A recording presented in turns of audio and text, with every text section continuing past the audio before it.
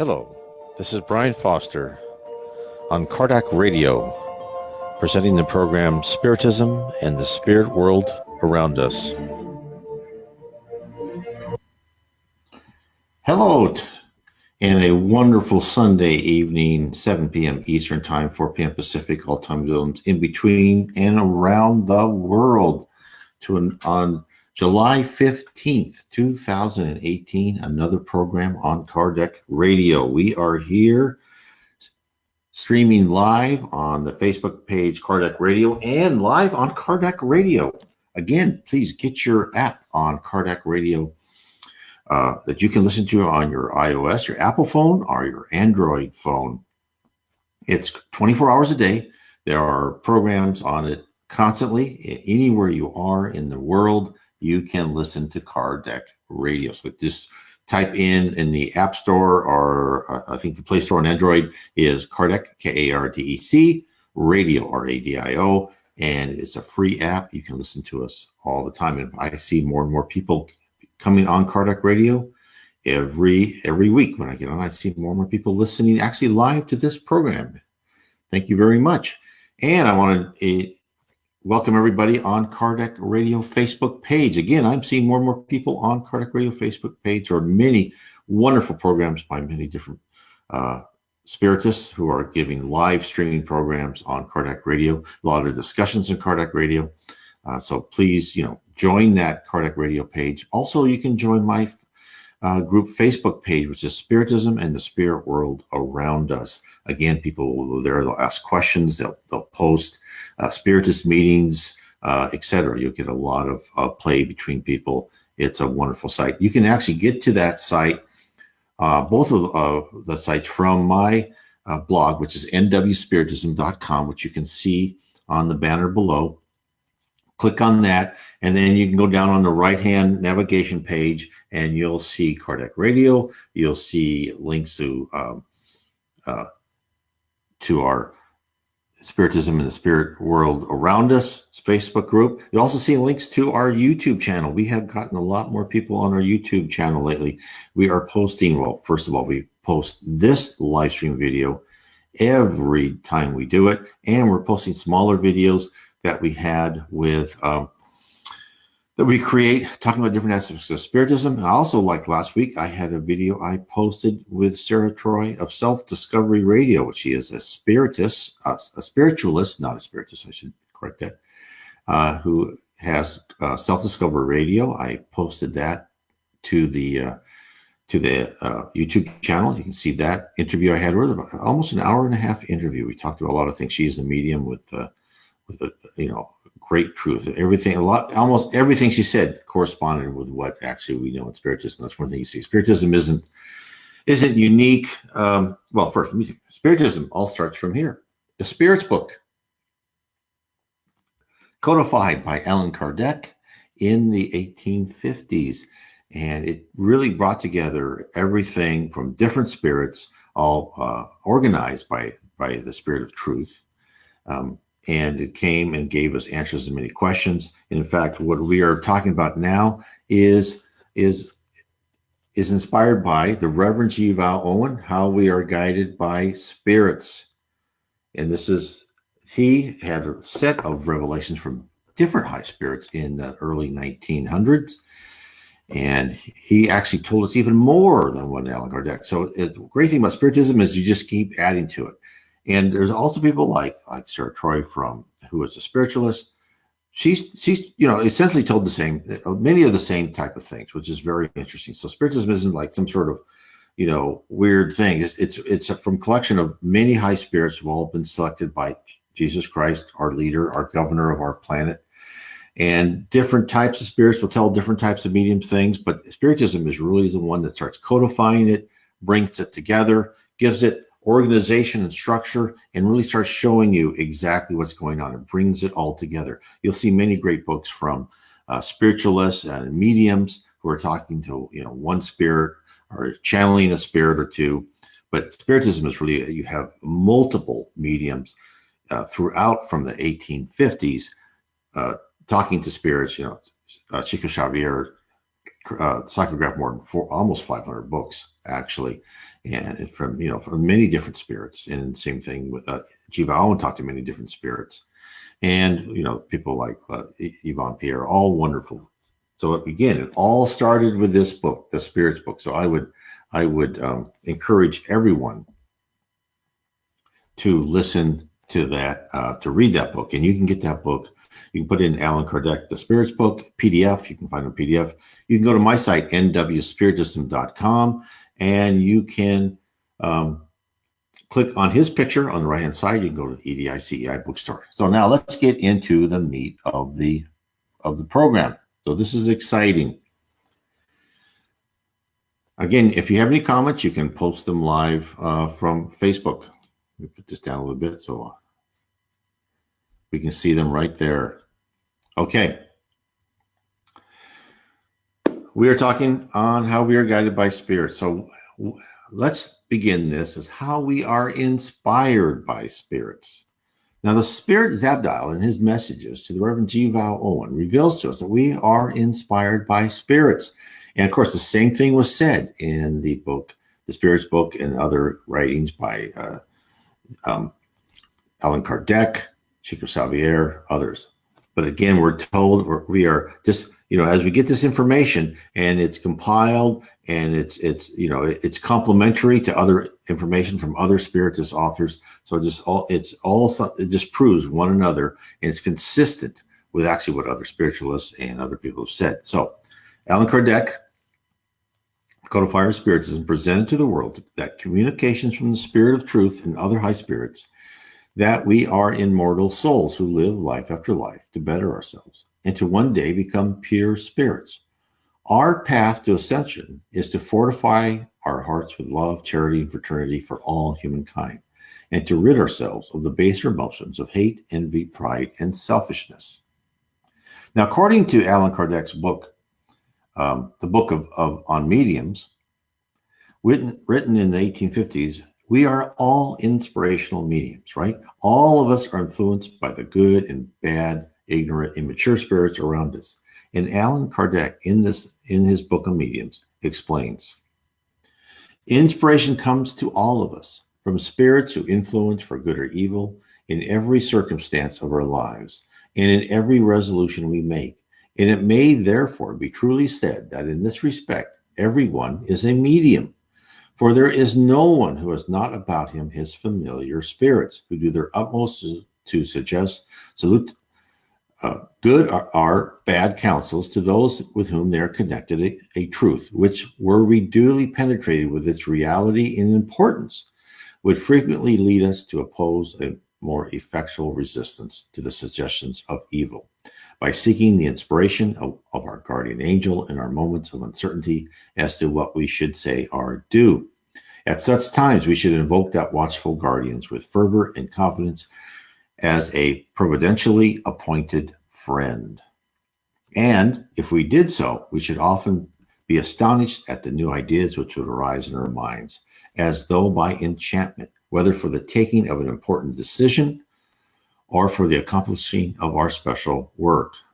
Oh, that's a very profound and pertinent information, because almost everything you read from Allan Kardec is just wonderful. But this is really telling us, right? We all have how close we are to the spirit world, how we are not just put on this planet to be by ourselves, right? And the fact is that how we all have moments of inspiration, flashes of brilliance, which provide some key piece of knowledge that we have been searching for. And many of these sparks are caused by spirits who choose to influence us. Kardec recommends that we use these gems given to us, but first filter the idea through our conscience and instinct to determine the validity of the suggestion. Allan Kardec goes on to say that people of genius are mediums without being aware of it. These people have the innate sense to call superior spirits to provide the assistance they seek. Allan Kardec completes this section on inspirational mediums with this communication from the spirit world. He asks, what are the primal causes of inspiration? The communication of his thoughts by a spirit. And he asks a question, is the inspiration confined to the revelation of great things? And the answer from high spirits is this: no, it often has reference to the most commonplace circumstances of your daily life. For instance, you may have thought of going somewhere, but in a secret voice tells you not to go because there's danger in the way, or it tells you to do something which you have not thought of doing. This is inspiration. There are very few people who are not more or less inspired in this way at certain moments. Think of all the people who are like, we're going to board a plane that went down later, right? He said, well, for some reason, I always make my planes. I just didn't make it. The alarm didn't go off, or I just felt something, and that is really inspiration from spirits who are actually talking to them, saying, no, you're not meant to go on that plane, to that flight at that moment in time. That's for other people. Your time is different. Therefore, we're going to stop you. And I've known friends. A friend of mine, as he was driving along, and the voice of his father came to him and says, "Slow down. There's a deer going to be in front of your car, and run in front of you." And he slowed down, and all of a sudden this deer came, but he was ready for it. These things happen all the time, and so those are spirits. Now, what we have to learn is, what are we born for? We are born with our conscience and our instinct. Those come from previous lives. Therefore, we have to put anything we're inspired, because remember, we live in a sea of spirits, and there are good guardian angels. There are people that really want the best, and there are poor souls that are just around us in the lower zone of the umbral, as they say in Portuguese, who are just there, kind of parking their time, or actually want to do harm. Therefore, anything that we think about, we have to make sure, okay, is this good? Is this love? Is this just, charitable, and fraternal? I know that's one of the most important things Spiritism tells us, is to filter everything through our conscience. So through the time and effort Allan Kardec spent with many mediums throughout Europe to codify Spiritism, the act of inspiration by spirits was documented. Although many religions have known this to be a fact for thousands of years, Spiritism gave context and reasons for spirits, good and ignorant, to send us thoughts and feelings.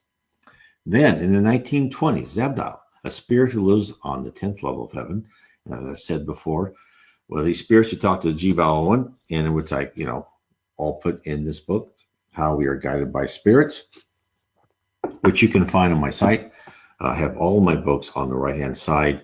You can go to my site, nwspiritism.com, and you can find my books. You can also see this. And when this is on YouTube, you can go to the description below, and there are links to all of my books.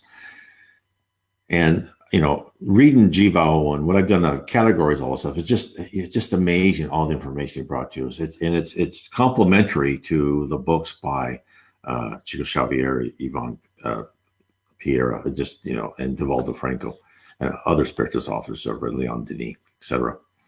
So, as I said before, in the 1920s, Zabdiel, a spirit who lives on the 10th level of heaven, added to the discourse of how spirits inspire men and women in book 2 of the book, The Life Beyond the Veil. He explained to the Reverend Jiva Owen what inspiration from spirit to incarnate really entails. First, he spoke about the word inspiration. Now, this is what's wonderful about this book. It starts diving deeper, exactly how these things work. This is what he said. Now, this word is very expressive if understood aright, and very misleading if not so understood. For that we inbreathe into the hearts of men knowledge of the truth of God is true, but is only very little of the truth. For more than this we do give to them, and with other things, strength to progress and work God's will, love to work that will from high motive and wisdom, which is knowledge blended with love, to work God's will aright. And if a man is said to be inspired, this is not a singular case, nor one exceptional. For all who try to live well, and few do not in some degree, are by us inspired and so helped. So again, this is just backing up what Allan Kardec said in the 1850s to what is now being told to Reverend Jiva Owen in the 1920s. Zabdiel went on to explain that breathing in the suggestions from a spirit may not be adequate. It is more like a person absorbs a wave of vibrating energy, which flows into the body and the mind of the recipient. It may be a feeling of peace or of renewed vitality. Zabdiel supplies us with the types of inspirations we receive. Now, listen to this and see if you have not gotten these. I'm sure that some of us have gotten these type of inspiration. I know I have. This is what he said. But we would not limit the meaning of the word to those alone, and elegant words tell out to the world of some new truth of God, or some old truth refurbished and made as new. The mother tending her child in sickness, the driver of the engine along the railway, the navigator guiding the ship, all and others do their work of their peculiar power, self-contained, but as occasion and circumstances require, modified and supplemented by our own. This is so even when the receiver of our help is unaware of our presence. And this more often than not, we give gladly while we are able, and we are able so long as no barrier is opposed to us by him we would help. So this is showing that people, they get these things, right? They get these ideas, and then they may just get energy, and we may never realize the exact time and circumstances when we are touched and aided by a divine spark. The important point to keep in mind is to open yourself up to let the light in, not to erect fences whereby good intentions are blocked. Zabdiel tells us factors that can cut off help from on high. So these are things that we should know that not to do, right? So the barrier may be raised in some ways, he says. If he be of obstinate mind, we may not impose on him our counsel, for he is free to will and do so. And sometimes when we see great need of our help being given, the barrier of sin is interposed and we cannot get through it. Then those who counsel wrongly do their work, and grievous is the plight of those whom they minister. So Zabdiel, as did Allan Kardec, as the mediums, wrote to as a spiritual to different mediums that Allan Kardec codified, warns of the advice given by ignorant or inferior spirits. Once we open our gates to hate, envy, selfishness, and pride, we shall be visited by spirits who wish to encourage us in our base behavior. Demonstrating our human weakness gives pleasure and entertainment to poor souls who haven't risen above enjoying other people's mistakes and pain. Spirits who mean us harm do so out of spite. They wish to see us see and feel the same acts they committed accomplished by others. Temporarily unable to allow love inside themselves, they cling to what they know best and wish the world to do likewise. To combat unwarranted interference by low spirits, cultivate and love and caring in everyday life. Zabdiel said, kind words later beget kind deeds. And so love is multiplied with love, joy, and peace. And they who love to give and give for love's own sake are shooting golden darts, which fall into the streets of the heavenly city and are gathered up and carefully stored away till they who sent them come and receive their treasures once again with increase. So what's he telling us? He says that love and assistance is everywhere. We merely have to tap into it. We have to make it part of our being in a daily habit.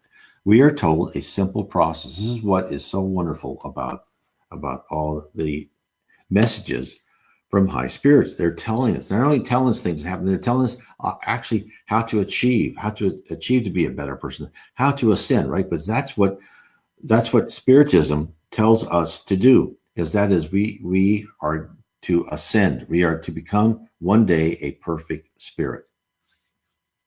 So this is the process he tells us. So do every one these two things. See that your light is kept burning as they who wait for the Lord. For it is his will we do in this matter, and it is his strength we bring.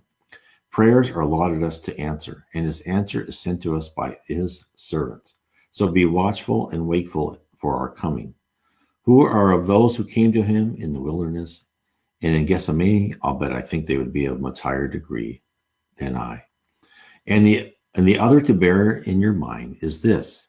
So you keep your motive high and noble, and seek not selfishly, but for others' welfare.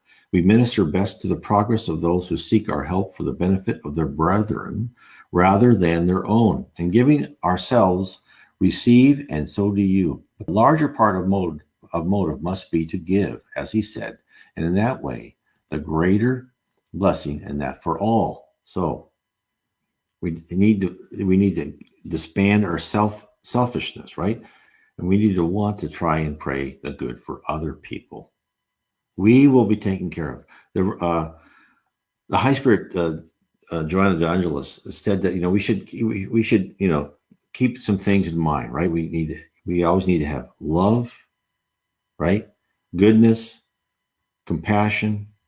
We need to have faith in our future, because that has all been thought out by the spirit world, by God and Jesus. What's going to happen to us is going to be the best for us, and gratitude for where we are. And we keep that in mind, and we keep that gratitude in mind, and then we try to help other people. We put out constant positive thoughts for other people. And therefore, we are constantly guided on our path by the spirit world. We just need to keep our heart and mind open. The signs will come to light the way, to select the right option, to find the right person. The more you expend yourself on others, the greater will be your reward in the afterlife. And I've written books on this. One of the things I did is I wrote a book, is The 7 Tenets of Spiritism, How They Affect Your Daily Life. You can find that on my blog, nwspiritism.com. Again, that's The 7 Tenets of Spiritism, How They Affect Your Daily Life. And that's how I started finding the signs and signals, how I discovered that I am constantly watched and guided and assisted and, kind of led on the correct path. The other book I've written about this is How to Live Inner Peace Through Spiritism. And this is taking a kind of a 24-step from the spirit Andre Luis, who wrote a whole series of books for Chico Xavier. And I went through each one of them and expanded on what it means, how we should come to that state, and how that's going to help us on our path to perfection, how it's going to make us happier, more calm, and less stressed here on earth in our life, right? Because our life is stressful. But what Spiritism does, and what's it's done for me, it's reduced stress and anxiety so much. It's just amazing. It actually has reduced the, I'm not worried about little things. I'm not even worried about big things anymore. I know my life is on the track, good or bad, right? These things will happen. I know my life is on the track for me to learn the lessons I need to learn. So let's look at the opposite, right? So on another message to the Reverend G. Bowen was, and this is also by Zabdal, was how not to prepare for life after death. Because basically what we were told by Spiritism is that, being here on earth in this life is just a state, right? We are in the physical state. We're in incarnate state. Our usual life really is as a spirit, not as someone on earth. Why are we on earth?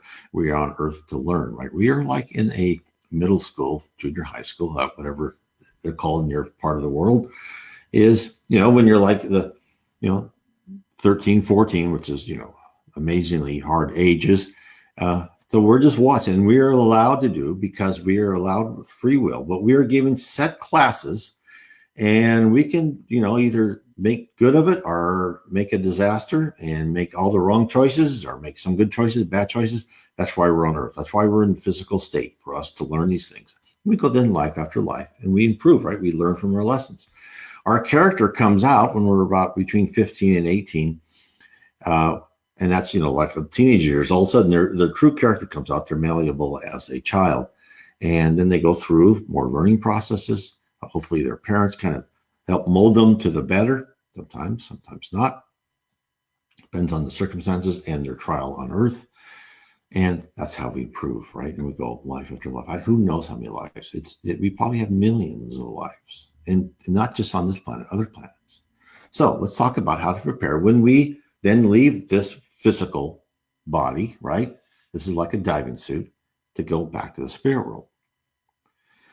And he says there are 2 types of spirits on earth, which includes incarnates and discarnates. One is the type which realizes the earth is a place of learning, a location to mold their character, and then return to the higher spiritual spheres. That's what Spiritism and other religions have been talking about to everybody. This is a place where you improve yourself. The other is bound to the earth, attached to earthly pleasures and material goods. Now, this is where our current culture is really counterproductive to our spiritual life, because our current culture is all about material goods and earthly pleasures. Now, there's nothing wrong with that, as long as you balance that. I'm not telling anybody to go wear hair shirts or give away all your wealth or go out with a begging bowl. No, but you need to balance. To balance your is when you buy things for their utilization. Don't let them own you. You own them, they don't own you. But yet, how many people are the opposite, right? So Zabdal, in his communication to the Reverend Jiva Owen, talks about the surprise of those who arrive at the spirit world unprepared for their new reality. Think about that. Think of how your friends say, "Oh, when I'm dead, I'm dead. It's gone." Well, think about your friends waking up and all of a sudden go, "Oh my, I still have a body, and I'm kind of still me." What's that? Well, that's what Spiritism tells us. We are who we are when we pass over. Amazing, is it not? So Zabdal tells us this: many are very much surprised to find themselves allotted to a place of which they had heard with their outer ears, but had not further inquired as to its reality. So, what's he saying? When men or women who never gave the possibility of life continuing forever, the second thought, leave their bodies, many do not even realize they have passed on. They believe themselves to be in some strange earthly location and can't quite place where it is. Now, how many times have you heard mediums and others will say, "Oh, the spirit is lost. It doesn't even know they're dead." In fact, I've heard when I've been in mediums meeting and a type of meeting where they try to help incarnate spirits you're lost. And many say, no one talks to me. I don't know, what's going on. Well, they don't know that they've actually gotten rid of their physical body, and they're in their physical body, what they see, but it's more ethereal. It's in the spirit body, and your spirit body is really a mechanism of your mind. It's a creation of your mind. You look who you want to look like, right? So if you were in your 50s and you die and you go into the spirit world, you will start to look like how you idealize yourself. Like maybe you're 25, right? You don't have any gray skin, right? You're gray hair, I should say. Your skin looks good, etc. So Zabdal illustrates his point with how he helped a man who had just died. This is what he said. "I was once sent to receive a man who required some careful dealings with, for he was one who had many rather decided opinions as to these realms, and whose mind had been filled with ideas of what was right and proper as to the life continued here. I met him as his spirit attendants brought him from the earth regions and led him to the grove of trees where I awaited him. He walked between them and seemed dazed somewhat, as if he thought what he could not find. I motioned to the two to set him to stand alone before me, and they retired some little distance behind him. He could not see me plainly at first, but I concentrated my will upon him, and at last he looked at me searchingly." So, again, here's another lesson from the spirit world. Zabdal had to make himself denser in order for him to be seen, right? The higher the spirit, the less material and more energy, whereas those in the lower spheres are composed of a greater ratio of matter to energy. Hence, spirits from superior planes can't be detected by residents in inferior levels. Therefore, using his mind to transform his spirit body into a more solid object, Zabdal became apparent to the newly passed over man. Next, Zabdal was able to engage in conversation. Then I said to him, "Sir, you seek what you cannot find, and I may help you. First, tell me, how long have you been to this country of ours?" "That," he answered, "I find difficult to say. I had certainly arranged to go abroad, and I thought it was into Africa. I was going, but I did not find this place anyway what I expected." And Zabdal says, "No, this is not Africa, and from that country you are a long distance away." And he said, "Well, what is the name of this country then? And in what tribe of people are these? They are white and very handsome, but I never came on any quite like them, even in my reading."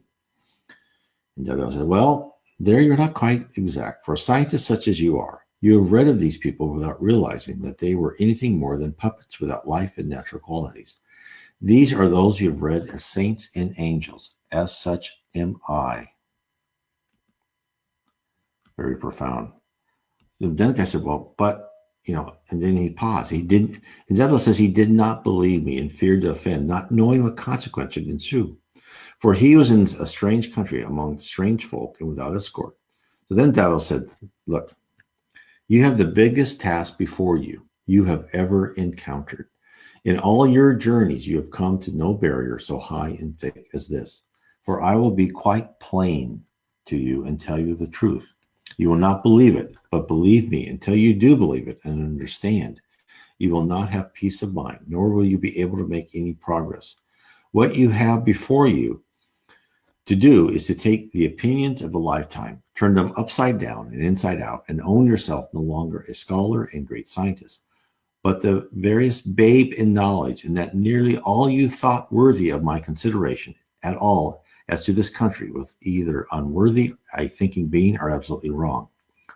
Now, these are hard words. They are necessary, but look well on me and tell me, if you can read me, whether I be honest and friendly or no. So the man looked at him and says, well, though I'm altogether at sea as what you mean, your words seem like those of some misguided enthusiast, yet your face is honest enough, and I think you wish me well. Now, what does he want me to believe? So Zabdal set this all up. And then he told the man, have you heard of death? He goes, faced it many a time. He goes, well, Zabdal said, as now you're facing me, and yet you know neither one nor the other, what kind of knowledge call you that which looks on a thing without knowing what it is? And then the guy said, well, if you will be plain and tell me something I can understand, I may be able to get the hang of things a little bit better. So that all says, okay. Then first of all, you are what you would call dead. And then the guy said, he just laughed. He goes, who are you? What are you trying to do with me? Are you bent on trying to make me a fool of me? Say so and be done with it. Let me go on my way. Is there any village near at hand where I can get food and shelter while I think over my future course? And Zabdal says, you don't require food. No, for you are not hungry, nor do you require shelter, for you are not bodily tired, nor do you observe any sign of night at all.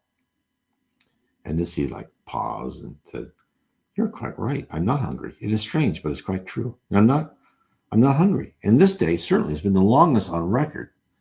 I don't understand it at all. And then he felt into thinking again. He says, you are what you would call, and then Zabdal said, you are what you would call dead, and this is the spirit land. You have left the earth, and this is the life beyond which you must now live and come to understand. Until you grasp this initial truth, further help I cannot give you. I leave you to think it over. When you wish for me, if you should so wish, I will come to you. These two gentlemen who led you here are spirit attendants. You may question them and they will answer. Only this remember, you shall not be suffered to ridicule what they say and laugh at them as you did but now at my words. Only if you are humble and courteous will I allow you their company. You have in you much of that is worth, and you also have, as many more have I met, much vanity and foolishness of mine. This I will not suffer you to flaunt in the face of my friends. So be wise in time and remember, for you're now on the borderland between the spheres of light and those of shade. And he's talking about heaven and the umbrella, the lower zone. And it lies in you to be led into one or the other. So go of your own free will into the other. May God help you in that he will if you will. So very interesting. How many people do we know like this, right? The man was unready for the unexpected termination of his life. He compartmentalized all the notions of life beyond what he could see and hear for himself as fairy tales or wishful thinking. I understand. I have been there. And, I've always kind of had this concept of God, but I wasn't sure, death. I always thought, am I still me? Am I, what happens, right? This is where Spiritism gives us certainty. It's just that, and this is where God's plan is just so wonderful. And Jesus is helping us achieve God's plan, is that the spirit, right? When we die, we are still ourselves. And as we even go up into be more and more pure spirits, we have our own unique personality. It's, many people say, oh, we become part of the whole, right? And, there's truth to that. We are somewhat, we get more involved, we do become more part of the whole to a certain sense, but we always retain our uniqueness, our personality, our character. This is what you must remember. This is so important. And that's why we're here, to improve our personality, to improve our character, become good, because as spirits go up, they have more power. Just like Zabdal, right? He made himself visible. He could read that person's mind. I talk about in my book, Heaven and Below, and then even in How Spirits Guide Us, the power of spirits. That's why we're being trained. We're being trained to control our minds, because our mind is our thoughts, our actions in the spirit world. is more it is more fantastic than any science fiction or fantasy book you could read. So this guy, he was a product of the current arc of Earth's destiny, kind of where we are now. He grew up in a culture which categorized all religious sentiment as romantic notions. Whereas early in human history, we collectively lived close to the spirit world, for that was all we had, right? As human knowledge expanded, we grew away from it. The spirit world knows this, that this is an expected result of intellectual and technological advances. Mankind would travel from one extreme of the pendulum, complete reliance upon spirituality, to the other extreme, recognizing nothing except what can be materially proven. We're in that little pendulum swing right now. Our obsession in ridiculing any spiritual phenomenon will eventually cease due to irrefutable facts. The spirit Emmanuel, who was one of the spirit mentors of Chico Xavier, tells us that the very scientists who are ardent non-believers are actually working unknowingly towards proving the existence of the spiritual plane. That will come one day. Zabdal told Jivaon that the man was helped by his two companions, but he couldn't adjust and wandered down to the lesser planes. Only after considerable length of time did he call Zabdal to meet him once again in the grove. So Zabdal tells us what happened with this man. There I went to meet him in that same spot in the grove of trees. He was much more thoughtful and gentler and less ready to scoff. So I looked at him silently, and he looked on me and knew me, and then he bent his head in shame and contrition. He was very sorry that he left out my words. Then he came forward slowly and knelt before me, and I saw his shoulders shake with sobbing as he bit his face in his hand. So I blessed him with my hand upon his head and spoke words of comfort and left him. So we, as the human race, right, we'll go through the same cycles. The man who didn't realize he was in heaven, that it was before him all the time, but he never saw it. Only when he opened his eyes and his heart did everything reveal itself. And this is what I've said before, and you just heard me say this from Zabdal, was, what is wisdom? Wisdom is intellect plus love, plus spirituality. And that's what we need to be. We're not here on earth to become this great scientist. Well, it's important too, but we are, our intellectual capability is much better in the spirit world, but we are really here to fashion our intellect with spirituality and love and kindness and fraternity and charity. And part of this one is that, we need to know that we need to communicate with spirits, right? As we go and we transfer from a planet of atonement, which we are now, right? Where we have good, bad, indifferent, immature, mature spirits on our earth, and we just like walk in the sea of thoughts coming at us. We will eventually be in a planet of regeneration where we shall be surrounded mostly by good spirits, right? So Zabdal communication with the Reverend G. Val Owen on December 1st, 1913 states that the primary reason Jesus was sentenced to death by the ruling Jewish religious order was because he told the people that life wasn't just on earth. So this is, one of the things that Jesus came is he knew we would be going through this phase. He wanted to tell us, no, this, we're not just, life is just on earth. He said, our dusty plane was only a lowly way station, and those in charge of humans on earth were poor reflections of the governance of high spirits. And so Zabdal explains further. He said, throughout his teaching, this is the one great motive, and for this it was that his enemies put him to death.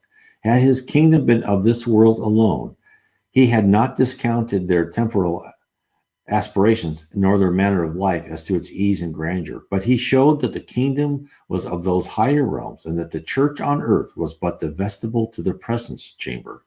That being so, then the virtues by which nobility should be measured were those which govern rank in those brighter regions, and not the mixed conditions of the lower portions of that kingdom as interpreted by the world. Now, this is very interesting because I believe Zabdal is absolutely correct, right? Because he showed them that, just because you are a high priest, or you are this important politician, or you're like the prime minister or the dictator of the country, that doesn't mean that you're important. Spiritism tells us so many important people that never get noticed, the spiritual people, wonderful, good people. And also this idea that this life on earth is one that we need to learn and become better. And you'll see hints of that in the Bible. Spiritism tells us more of the hints and more of the actual talking about reincarnation was excised from the Bible, because They didn't want people, the Catholic Church did not want people thinking that they could survive, and this was just one step of many without the priest. In fact, if you look at this reason and you wonder, well, why did Rome hate the Christians, right? Why did they crucify Christians? Because look, if you look at the history of Rome, they had thousands, and I'm not even exaggerating. They had thousands of gods in their pantheon. They said, okay, Egypt, yeah, Isis, yeah, come on over. Yeah, the Greek gods, come on over. Yeah, this one, you're fine. Why did they hate the Christians, right? Because Christianity said the same thing as what Jesus said to the high priest of Judaism.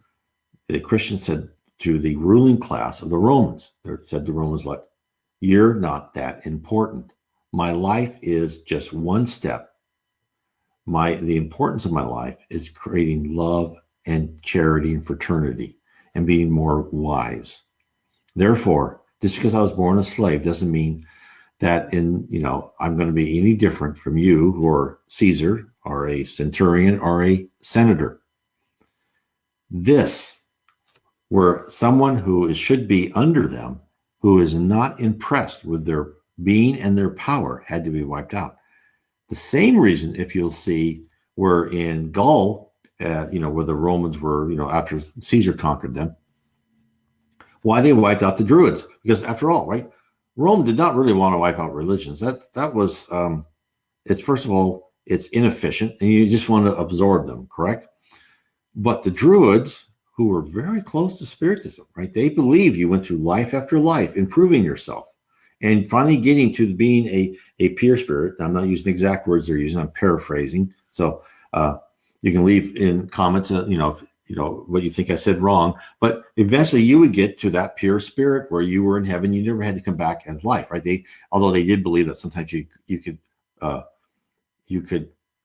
go backwards, where Spiritism say, no, you don't go backwards. You never become an animal. You always at the level, you might be sent to other planets to learn more, but you always go further. But the Druids believe in the same thing. The Druids believe it's like, oh, who cares about Rome? You're earthly power.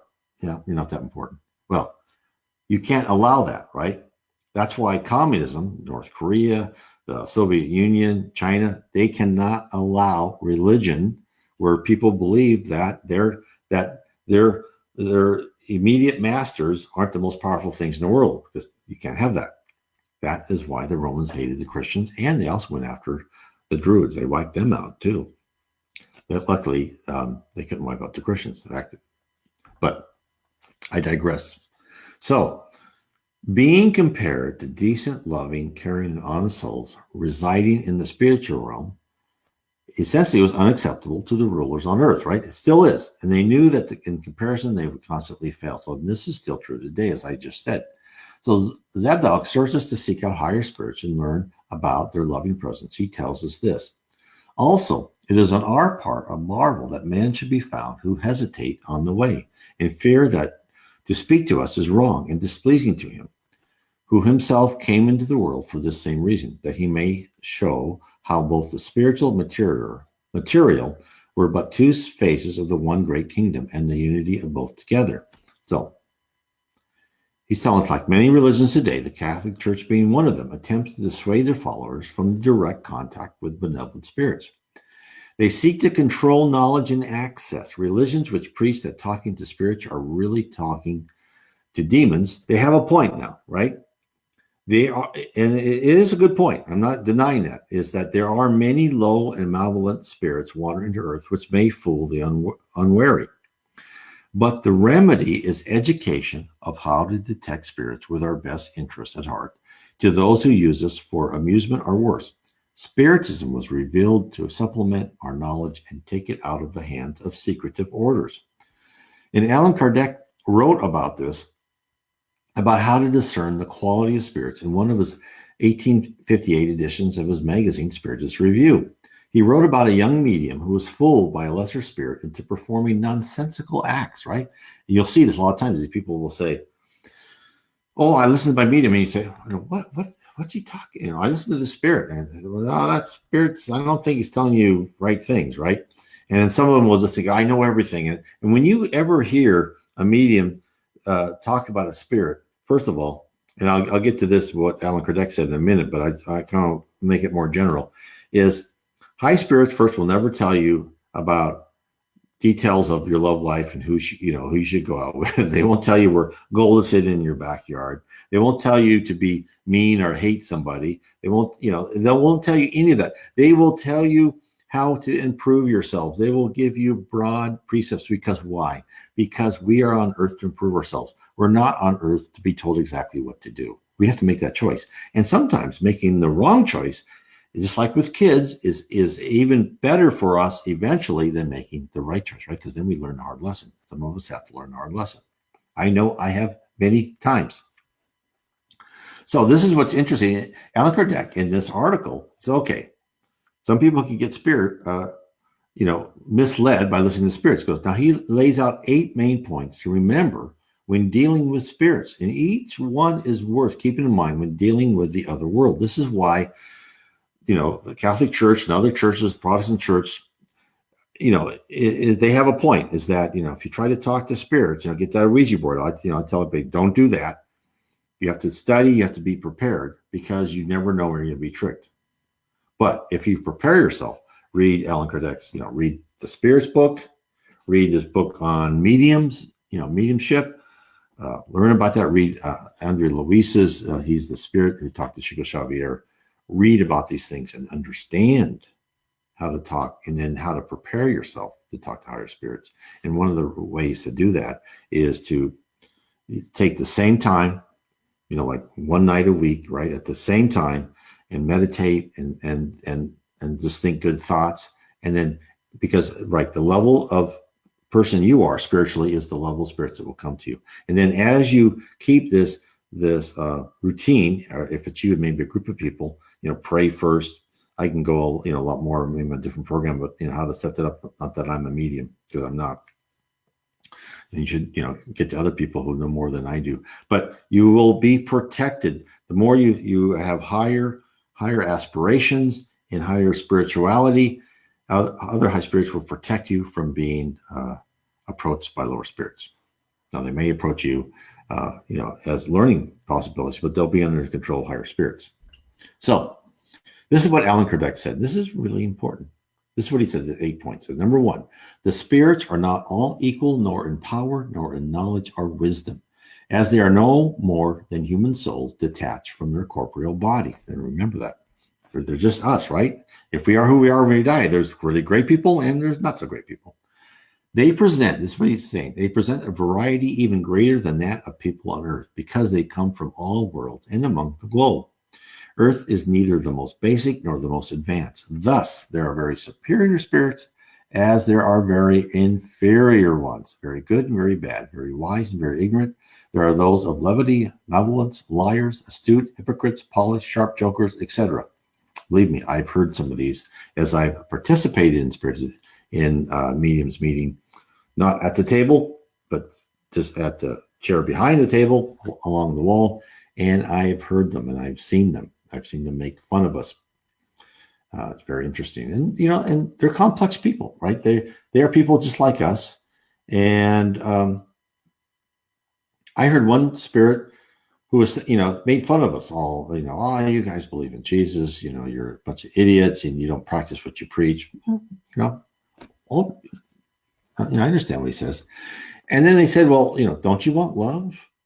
And he his tone changed, and he said, well, we find our own love. We make do with our environment that we have. So this is, the spirit world's complex. It's not like a hell. It's different levels, and there's different spirits. So just be prepared. And that's why when you think you're talking to high spirit, listen to them over the long run. You'll find out. Okay, number 2. We are incessantly surrounded by a cloud of spirits that occupy the space around us, despite the fact that we cannot see them, watching our acts and reading our thoughts. Some to do us good, others to do us harm, whether good or bad spirits, accordingly. Number 3, from the physical and moral inferiority of our globe and the hierarchy of worlds, the inferior spirits are more numerous here than the superior ones. Keep that in mind. Number 4, among those spirits that surround us are those that attach to us, that act more particularly over our thoughts, giving us advice and whose influence we follow unnoticeably. Good for us if we hear the voice of good spirits only. See, this is again where I'm telling you when we're inspiration, but filter everything through that conscience, right? Learn to listen to your conscience. If you can listen to your conscience and not rationalize away the bad ideas like I did for most of my life, right? Until I finally learned not to, you'll just learn so much in this life. Number 5, the inferior spirits only bond to those that listen to them, that give them access and to whom they connect. If successful on dominating someone, they identify with their own spirit, fascinating them, obsessing them, subjugating them, and leading them as one does to a child. Now, again, so this is, think of this as the playground where the bully, if you react to the bully and, this would be the bullies, they will have fun. Oh, good, this person reacts. Now, if you don't react, many times they'll just, forget them. You're not going to care. This is no fun. Number 6, obsession can never happen but by inferior spirits. The good spirits don't produce any kind of coercion, combat the influence of the bad spirits, or stay away when they are not listened to. So remember that. High spirits never take over your body. They don't do that. And let's talk about exorcism for a bit. Spiritism say that is to even the spirits will say that's just a joke, right? You're not going to say, oh, you have to leave that body. No, it doesn't work that way. You can get rid of obsessor spirits, but you have to work with those obsessor spirits and help them and show them how they should let God and Jesus create the plan. Because usually obsession happens when that person in that body, and they may have no knowledge of it, God bless them, but in some previous life did something very terrible to that spirit or spirits. And now that spirit wants revenge. Or they may even been related to a person that did something bad to them, and they want revenge on that just to hurt that other person. That is what, then you have to talk to those spirits and make sure, and this is what other spirits will do, and make sure that the person says, no, this is not productive of your time. But there's many different, and don't believe what there's many different angles on this. So I'm just saying that's kind of how Spiritism, that just gives you a quick how Spiritism approaches it.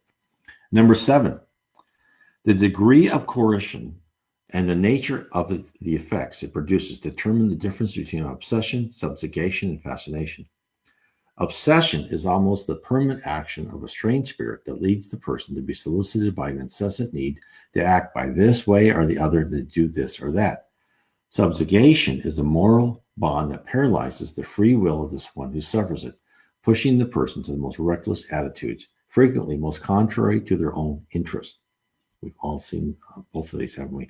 Fascination is a kind of illusion produced by the direct action of a strange spirit or by his cunning thoughts, such as illusion produces an alteration in the comprehension of moral things, leading to misjudgment and to mistake evil for good. Again, we've seen that with people who we call psychotic, and someone will kill, say, well, I thought that person was the devil, or I thought that. Well, that's because someone is creating these illusions in their mind. Poor person. Unfortunately, what happens in our current culture is we give them so much drugs, actually, makes them worse. Although drugs can be helpful too. So one thing Spiritism always says is, and that's what Spiritist centers in Brazil do when people are obsessed. They don't take them off of drugs. They use everything that's being used now, but they try to work them spiritually and with our current medicine. Number 8, human beings can always disengage from the impression of the imperfect spirits by their willpower, by the choice between good and bad. If the coercion achieve the point of paralyzing the will, and if the fascination is such that it obliterates reasons, then the will of a third person may replace it. So some people can't, right? And even Allan Kardec said that, sometimes you just can't do it, so you need help. And you need to get to that person and help them, pray, meditate more, listen to their own will. So therefore, okay, well, let's think about what was said. For those in the process of just curious about communicating in the spirit world, one must be on guard and wary to whom you let into your house and home. And I recommend you find Spiritist centers where conditions are tightly controlled to communicate with spirits approved by higher spirits. There's never any charges to the service, right? Remember, if you're at a Spiritist center and you have problems or you need to know something, Now, not all do that. In the United States, we're somewhat still immature, but many places do have that still, spiritual centers. You can look that up. You go to my blog, nwspiritism.com, and there's a list there.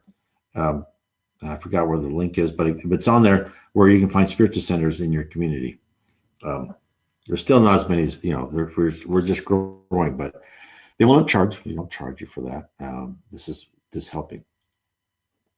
So it's not like people will go to, mediums and they say, oh, for $300, I'll tell you your future. Well, first of all, don't do that.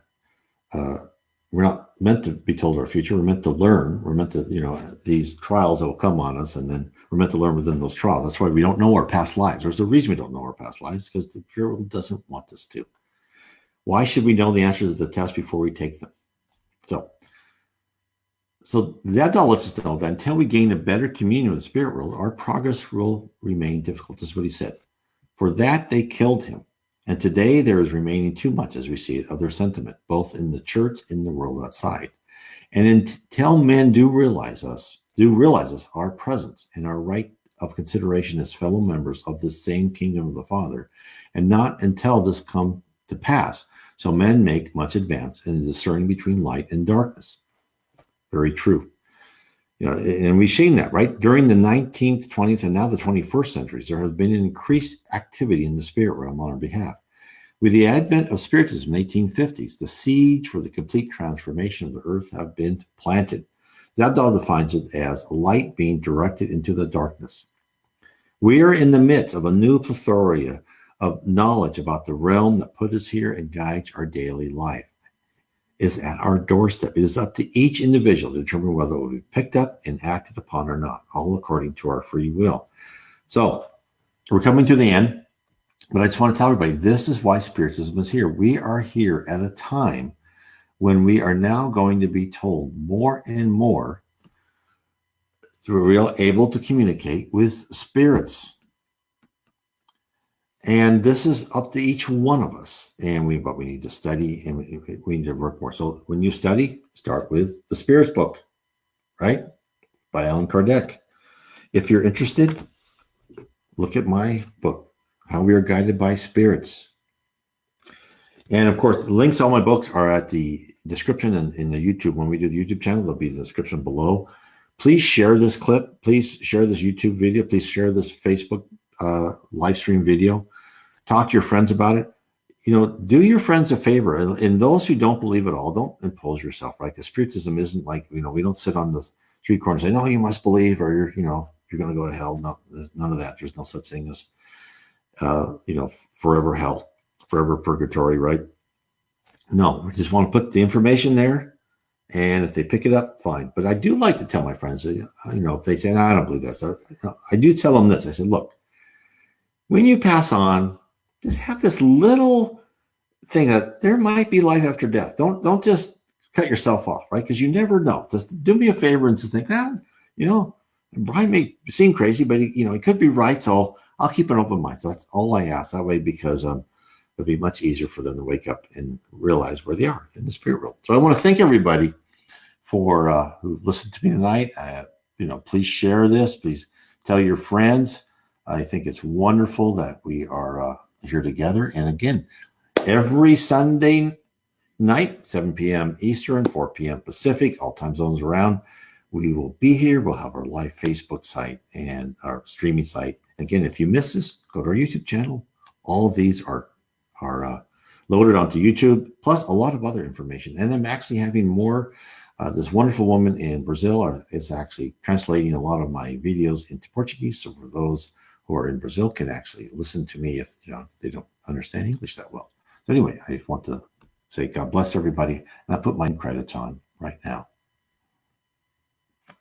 I would like to thank everyone for listening to our program on Kardec Radio, and to point you in a direction to find more information about the spirit world around us. You can visit my blog at www.nwspiritism.com. Again, that is www.nw, as in Northwest, spiritism.com. And if you are ever in the Northwest, I certainly would welcome to have you come to our meeting on Bainbridge Island near Seattle in the state of Washington. Many blessings to all of you, and please continue to explore Spiritism and the spirit world around us.